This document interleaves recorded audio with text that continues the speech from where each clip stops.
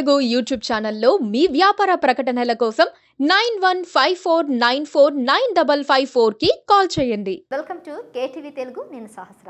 Pan India star Prabhas నటించిన కల్కి movie world వైడ్గా భారీ కలెక్షన్లు వసూలు చేస్తుంది.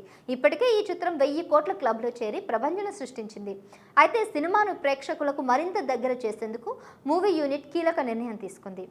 అమితాబ్ బచ్చన్, కమల్ హాసన్, దీపికా పడుకునే, దిశా పటాని లాంటి స్టార్స్ నటించిన ఈ సినిమాను సుమారుగా 600 కోట్ల బడ్జెట్తో తీశారు. ఈ సినిమాపై భారీ అంచనాలు ఉండడంతో టికెట్ రేట్లను భారీగా పెంచి రిలీజ్ చేశారు. ఈ ఎపిక్ సైంటిఫిక్ చిత్రాన్ని ప్రేక్షకులు కూడా ఎంతో ఆదరించారు. దాంతో రికార్డు స్థాయిలో కలెక్షన్లు వచ్చాయి.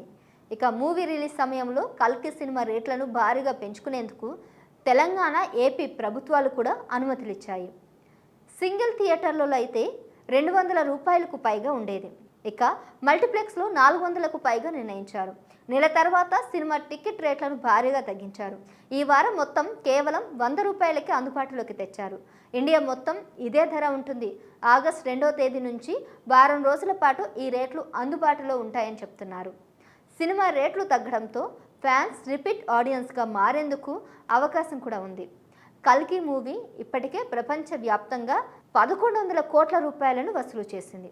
ఈ చిత్రం ఇండియాలో 800 కోట్ల గ్రాస్ను, ఓవర్సీస్లో 300 కోట్లకు పైగా గ్రాస్ వసూళ్లను రాబట్టింది. ఈ చిత్రం ఇండియాలో పలు సినిమాల రికార్డులను అధిగమించింది. Please